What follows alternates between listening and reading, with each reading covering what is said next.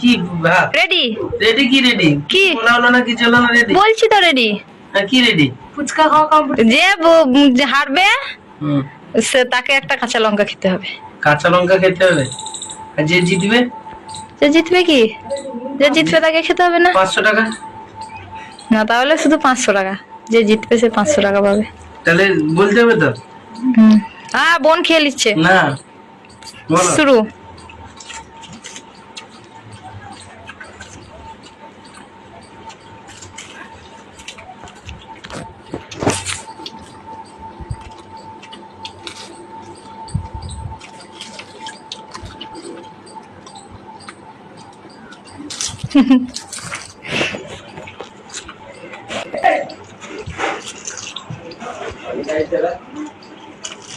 হুম মুখে দেখাতে হবে তো শেষ করে